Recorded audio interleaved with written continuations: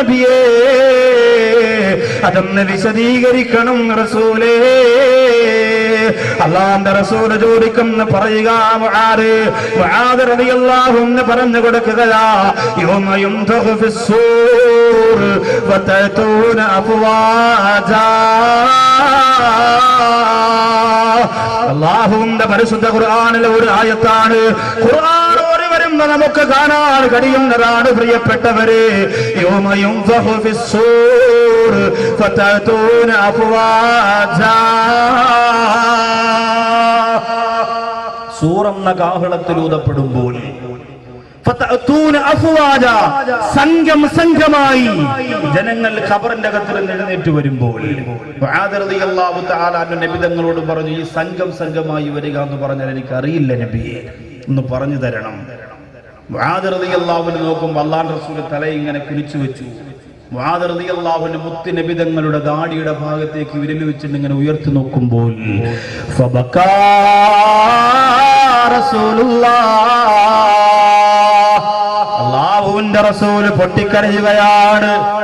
എന്നിട്ട് പറയുന്നു, മുആദേ സൽതനി അൻ അംരിൻ അദീം, ഒരു വലിയ ഗൗരവമുള്ള കാര്യമാണ് മുആദേ നീ എന്നോട് ചോദിച്ചിരിക്കുന്നത്.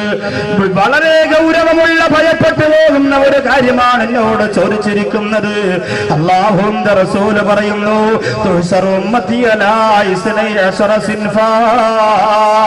ഖബറിന്റെ അകത്തുന്ന പരലോകത്തേക്ക് മനുഷ്യർ എഴുന്നേറ്റ് വരുമ്പോ 12 വിഭാഗമായി വരുന്നതാണ് മുആദ്. വല്ലപ്പുഴയിലെ ചെമ്മൻകുടിയിൽ വന്ന ഉമ്മമാരെ പാരിതോഷികം വാങ്ങാൻ വേണ്ടി കടന്നു ചെല്ലുകയാ. അല്ലാഹുവിന്റെ കോടതിയിലെ പരലോകത്തെ പാരിതോഷികം വാങ്ങാ ഖബറിന്റെ അകത്തിലും എഴുന്നേറ്റ് ചെല്ലുന്ന ചെമ്മൻകുടിയിലെ ഉമ്മ. അല്ലാഹുവിന്റെ റസൂല് പറയുന്നു, 12 വിഭാഗമായിട്ടാണ് എഴുന്നേറ്റ് വരുന്നത്. അല്ലാഹുവിന്റെ ഹബീബ് പറയുന്നു, ആരേ അതിൽ 11 വിഭാഗവും നരകത്തിലാണ്. ആരേ അതിൽ 11 വിഭാഗവും നരകത്തിലാ, അവർക്ക് സ്വർഗമില്ല. മുആദേ സ്വർഗമില്ല. 12ാമത് വരുന്ന ഒരൊറ്റ വിഭാഗത്തിന് മാത്രമാ സ്വർഗമുള്ളത്. അല്ലാഹുവിന്റെ റസൂലിന്റെ മുമ്പിരുന്നു കൊണ്ട് മുആദ് റളിയല്ലാഹു അൻഹു കരയാ തുടങ്ങുകയാ. ചെമ്മൻകുടിയിൽ വന്നിരിക്കുന്നവരെ, പടച്ചോന്റെ കോടതിയിൽ സ്വർഗം വാങ്ങാൻ ചെല്ലുന്ന 12ാമത്തെ വിഭാഗത്തിലല്ലേ നമുക്ക് പെടാനുള്ളത്. അതിന് സീരിയൽ കണ്ടുകൊണ്ടിരുന്ന പറ്റൂല്ല, സിനിമ കണ്ടുകൊണ്ടിരുന്ന പറ്റൂല്ല, പൂരപ്പറമ്പിൽ കറങ്ങി നടന്ന പറ്റൂല്ല, ന്യൂ ഇയർ ആഘോഷിച്ചുകൊണ്ട് അടിച്ചു പൊളിച്ച പറ്റൂല്ല.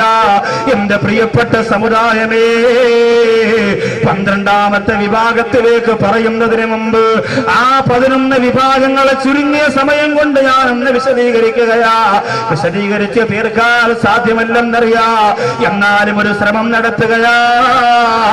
വല്ലപ്പുഴയിലെ ചെമ്മൻകുടിയിൽ ഞാനെന്ന് വന്നാലും ആവേശത്തോടെ ഓടിയെത്തുന്ന ചെറുപ്പക്കാരാ, ഈ വിശാലമായ ഗ്രൗണ്ട് പോലും നിറയ്ക്കാൻ പാകത്തിൽ ഓടിയെത്തിയ പ്രിയപ്പെട്ട മുസ്ലിങ്ങളെ മനസ്സ് വെക്കുക, ഒരിക്കലും ഈ 11 വിഭാഗത്തിൽ പെടാൻ പാടില്ല.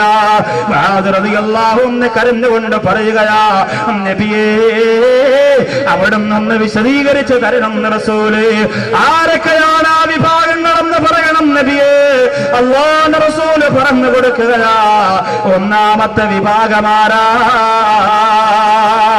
അല്ലാഹുവിന്റെ റസൂൽ പറഞ്ഞു കൊടുക്കുന്നു, അതേ ഖബറിന്റെ അകത്തിരുന്ന ഒരു വിഭാഗം എഴുന്നേറ്റ് വരികയാ.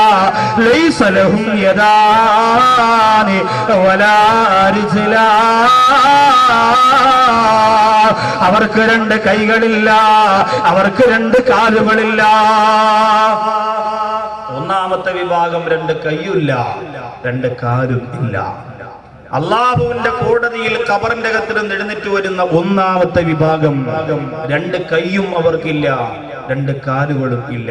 അടക്കുമ്പോൾ 2 കൈയുമുണ്ട്, 2 കാലുമുണ്ട്. വല്ലപ്പുഴയിലും പൊട്ടച്ചിറയിലും പട്ടാമ്പിയിലും പെരിന്തൽമണ്ണയിലും ചെറുപ്പുളശ്ശേരിയിലും ഒക്കെ ഈ മയ്യത്ത് കൊണ്ടുവന്ന് പള്ളിയുടെ ഖബർസ്ഥാനിലേക്ക് ഇറക്കി വെക്കുമ്പോൾ മക്കളൊക്കെ കണ്ടതാണ്. 2 കൈയുണ്ട്, 2 കാലുണ്ട്, സർവ്വവിധ ശരീരത്തിന്റെ അവയവങ്ങളുണ്ട്, അംഗവൈകല്യങ്ങൾ ഒന്നുമേ ഇല്ല.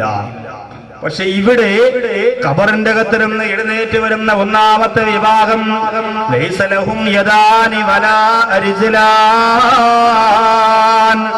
അവർക്ക് രണ്ട് കൈകളും ഇല്ല, രണ്ട് കാലുകളും ഇല്ല. അല്ലാഹുവിന്റെ റസൂലിനോട് മുആദ് റളിയല്ലാഹു അൻഹു കരഞ്ഞുകൊണ്ട് പറയുന്നു, നബിയേ, അവരെന്ത് തെറ്റ് ചെയ്തതിന്റെ പേരിലാണ് അള്ളാഹു അവരെ അങ്ങനെ കൊണ്ടുപോകുന്നത്? എന്ത് തെറ്റ് ചെയ്തതാണെങ്കിലും നബിയേ, ആ തെറ്റ് മുആദിന്റെ ജീവിതത്തിൽ ഉണ്ടാവൂല റസൂല്. അത് എന്ത് തെറ്റാണെങ്കിലും മുആദിന്റെ ജീവിതത്തിൽ ആ തെറ്റില്ല നബിയേ. എന്റെ ചെമ്മൻകുടിയിൽ വന്നിരിക്കുന്ന വിശ്വാസിനികളോട് ചോദിക്കട്ടെ, നിങ്ങൾക്ക് തീരുമാനമെടുക്കാൻ പറ്റോ?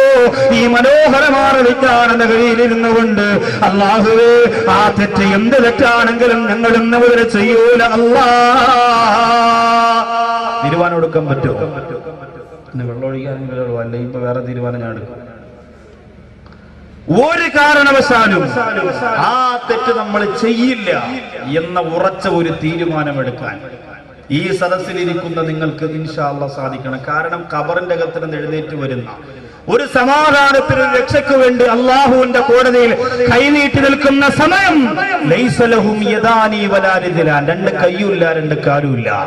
ആ ഒരു അവസ്ഥയിൽ വരും. അപ്പോ രണ്ട് കൈയുമില്ല, രണ്ട് കാലുമില്ല, ലൈസ ലഹും യദാനി വലാ റിജ്ലാൻ, രണ്ട് കൈയുമില്ല, രണ്ട് കാലുമില്ല. ആകെ ആ പരിഭ്രാന്തി പരത്തുന്ന ദിവസം അങ്ങനെ വരുന്നവർ ആരാണ് നബിയെ? നിങ്ങൾക്ക് അങ്ങനെ പോകാൻ ആഗ്രഹമുണ്ടോ? നിങ്ങൾക്ക് ആഗ്രഹമുണ്ടോ? ഇതെങ്ങനെ ഇരിക്കണം, അന്തം വിട്ട് വെള്ളത്തിയുടെ വഴിയെ പോലെ അങ്ങനെ പോകാനാണോ താല്പര്യം? ഒരിക്കലും ഇല്ലല്ലോ അല്ലേ? മുമ്പൊരു ഉസ്താദ് പ്രസംഗിച്ചപ്പോൾ ചോദിച്ചു, സ്വർഗത്തിൽ പോകാൻ ആഗ്രഹമുള്ളവർ കൈവെക്കാൻ പറഞ്ഞു. എല്ലാവരും കൈവെക്കി, ഒരാൾ മാത്രമേ ഉറങ്ങിപ്പോയി. അപ്പോൾ എല്ലാവരും ഉസ്താദ് ചോദിച്ചു, നരകത്തിൽ പോകാൻ ആഗ്രഹമുള്ളവർ എഴുന്നേക്കാൻ പറഞ്ഞു. അപ്പോൾ പെട്ടെന്ന് കണ്ണു തുറന്നപ്പോൾ എഴുന്നേക്കാൻ പറഞ്ഞാൽ മാത്രമേ പറ്റുള്ളൂ. അവൻ ചാടിയൊക്കെ എഴുന്നേറ്റ്. അല്ലാഹു, എല്ലാവരും നോക്കണം, പടച്ചവരെ ഇത്രയും കഷ്ടപ്പെട്ട് വാതയൊക്കെ വന്നിട്ട് 4-ാമത്തെ വർഷത്തെ വാള ഫുള്ള് ആദ്യം മുതൽ അവസാനം വരെ കേട്ടില്ല. അവർ നരകത്തിൽ പോകാനാണ് ആഗ്രഹം. അപ്പൊ അവൻ കുടുങ്ങി നിൽക്കുകയാണ്. എന്തായാലും ഇപ്പോഴത്തെ മക്കളെ പോലല്ല, അവൻ നല്ല പവറായിരുന്നു. അവൻ എന്തായാലും കുടുങ്ങി, ജനങ്ങളുടെ മുമ്പ് നാണം കെട്ടി, ഇനി രക്ഷപ്പെടല്ലേ. നേരെ സ്റ്റേജിൽ കയറി വന്നു, സാറേ ഞാൻ നരകത്തിൽ പോകാൻ ആഗ്രഹിക്കുന്നതിന്റെ കാരണം ഞാൻ ജനങ്ങളോട് പറഞ്ഞു കൊടുക്കാൻ പോകുന്നു പറഞ്ഞു. എന്നിട്ട് അവൻ, എന്തേ നീ നരകത്തിൽ പോകാൻ ആഗ്രഹിക്കുന്നതെന്ന് ചോദിച്ചപ്പോൾ അവൻ വന്ന് മൈക്കിലൂടെ പറയാം, ഞാൻ നരകത്തിൽ പോകാൻ ആഗ്രഹിക്കുന്നത് വേറൊന്നും കൊണ്ടല്ല. നരകത്തിൽ പോകാൻ ആഗ്രഹിക്കുന്നവർ എഴുന്നേക്കാൻ പറഞ്ഞപ്പോൾ ഞാൻ കണ്ണൂർ നോക്കിയപ്പോൾ ഉസ്താദ് മാത്രമേ ഉള്ളൂ, ഒറ്റയ്ക്കല്ലേ ഉള്ളൂ. ഉസ്താദ് ഇത്രയും ദിവസം പാന്ന് പറഞ്ഞ് ഒറ്റയ്ക്ക് നരകത്തിൽ പോണ്ട, കമ്പനിക്ക് ഞാനിവിടെ വരാമെന്ന് പറഞ്ഞു വന്നതാണ്. അപ്പൊ ചില ആൾക്കാരെങ്ങനെയാണ്, ചില സദസ്സിലിരുന്നു കൊണ്ട് മുഴുവനായിട്ട് ചിലപ്പോൾ കേൾക്കാൻ കഴിയില്ല, ചിലപ്പോൾ ഉറങ്ങിപ്പോകും, ചിലപ്പോൾ ശ്രദ്ധ നഷ്ടപ്പെട്ടു പോകും. അങ്ങനെ ആയാൽ 11-ാമത്തെ വിഭാഗം പറഞ്ഞാലും നിങ്ങൾ ചിലപ്പോൾ കൈകാലില്ലാത്ത വിഭാഗത്തിലേക്ക് കിടക്കുള്ളൂ. അതിൽ മാറണം. 1-ാമത്തെ വിഭാഗം രണ്ട് കൈയില്ല, രണ്ട് കാലുമില്ല. എവിടെയാണ് കൊണ്ടുവരുന്നത്? ജനങ്ങളാകെ ഭയന്നു പോകുന്ന മഹ്ശറ, നമ്മുടെ ജീവിതത്തിലാകെ പ്രതീക്ഷയുള്ള പരലോകമാണ്. ആരെന്ത് പറഞ്ഞാലും അല്ലാഹ് അവിടെ നിന്റെ സമാധാനം, നിന്റെ സഹായം നമുക്ക് ലഭിക്കുമല്ലോ എന്ന് ചിന്തിക്കുന്ന മഹ്ശറ, ആ മഹ്ശറയിലേക്ക് ജനങ്ങൾ കടന്നു വരികയാ. ലൈസ ലഹും യദാനി വലാ റിജ്ലാൻ, രണ്ട് കൈകളില്ല, രണ്ട് കാലുകളില്ല. മുആദ് റളിയല്ലാഹു അൻഹു കരഞ്ഞുകൊണ്ട് പറയുകയാ, ഒന്ന് വിശദീകരിച്ച് തരണം നബിയേ, അവരാരാണെന്നൊന്ന് പറഞ്ഞു തരണം നബിയേ. ഞാൻ ഒരിക്കലും ആ വിഭാഗം ചെയ്യുന്ന തെറ്റ് ചെയ്യൂല നബിയേ. എന്റെ മുമ്പിൽ ഇരിക്കുന്നവരെ നിങ്ങൾ ആ തെറ്റ് ചെയ്യാൻ പാടില്ല. അല്ലാഹുവിന്റെ റസൂൽ പറയുന്നു, ഫയുനാദിൽ മുനാദി മിൻ ഖിബലിർ റഹ്മാൻ, അവരങ്ങനെ രണ്ട് കൈയില്ലാതെ കാലില്ലാതെ ഖബറിന്റെ അകത്തിരുന്ന് ഇങ്ങനെ വരികയാണ്. സുബ്ഹാനല്ലാഹ്, നടക്കാൻ കഴിയൂല, ഇടയാൻ കഴിയൂല. എന്തോ ഒരു നികൃഷ്ടമായ വസ്തു ഇങ്ങനെ നീങ്ങി വരുന്ന പോലെ ഖബറിന്റെ അകത്തിരുന്ന് എഴുന്നേറ്റിട്ട് ചുട്ടുപൊള്ളുന്ന മഹ്ശറാവൻസതയിലൂടെ കൊണ്ടുവരികയാണ്. അല്ലാഹുവിന്റെ ഭാഗത്തിരുന്ന് വിളിച്ചു പറയുന്നു, ഇവരാരെന്നറിയോ? എന്റെ ചെമ്മൻകുടിയിൽ നിറഞ്ഞിരിക്കുന്ന സഹോദരങ്ങളെ, അവരാരെന്നറിയോ? അവരാരെന്നറിയോ? അല്ലാഹുവിന്റെ റസൂൽ പറയുന്ന മുആദ് ആ ലോകത്ത് തന്നെ വിളിച്ചു പറയുകയാണ് പരസ്യമായി. ജനങ്ങളെല്ലാം ശ്രദ്ധിക്കുകയാണ്. ആ കടന്നു വരുന്നവർ ചെയ്തു പോയ തെറ്റെന്തെന്നറിയോ? ഹൗലാഇല്ലദീന യുദൂനൽ ജീറാൻ,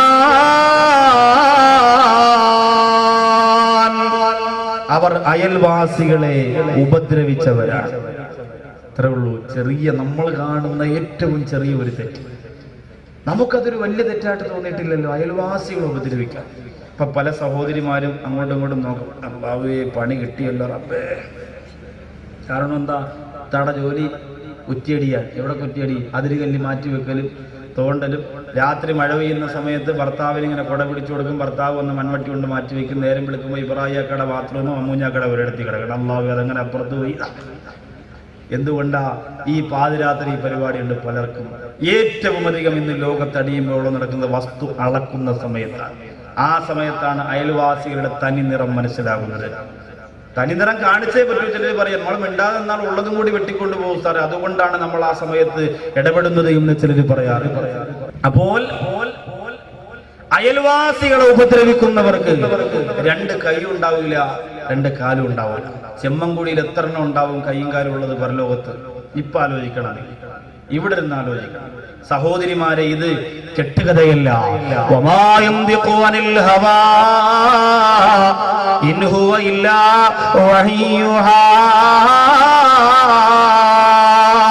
അല്ലാഹുവിന്റെ റസൂൽ തമാശക്ക് പോലും ഒരു കളവ് പറഞ്ഞിട്ടില്ല. പ്രിയപ്പെട്ടവരെ, ആ മുത്തിന്റെ നാവിന്റെ മൊഴികളാണ് ഈ പറഞ്ഞുകൊണ്ടിരിക്കുന്നത്. രണ്ട് കൈയില്ലാതെ ഖബറിന്റെ അകത്ത് കഫൻ തുണിയിൽ പൊതിഞ്ഞു വെക്കുമ്പോ സുബ്ഹാനല്ലാഹ്, ഉമ്മാക്ക് കൈയുണ്ടായിരുന്നു, ഉപ്പാക്ക് കാലുണ്ടായിരുന്നു. ഇന്ന് ഖബറിന്റെ അകത്തിരുന്ന് എഴുന്നേറ്റ് വരുമ്പോ ഒന്നുമില്ല റബ്ബേ. ആ രീതിയിൽ വരുന്നതിന്റെ ഒന്നാമത്തെ കാരണം അല്ലാഹുവിന്റെ റസൂൽ പറഞ്ഞു കൊടുക്കുകയാ. അവരയൽവാസികളെ ബുദ്ധിമുട്ടിച്ചവരാണ്, അവരയൽവാസികളെ വേദനിപ്പിച്ചവരാണ്, അവരയൽവാസികളെ പ്രയാസപ്പെടുത്തിയവരാണ്. സുബ്ഹാനല്ലാഹ്, ആലോചിക്കണം നിങ്ങൾ. നമ്മുടെ വീടിന്റെ തൊട്ടടുത്തുള്ളവർ, നമ്മുടെ പള്ളിയുടെ തൊട്ടടുത്തുള്ളവർ, നമ്മുടെ അയൽവക്കത്ത് താമസിക്കുന്നവർ, അത് ഹിന്ദുവാകട്ടെ മുസ്ലിമാവട്ടെ ക്രിസ്ത്യനാവട്ടെ ആരായിരുന്നു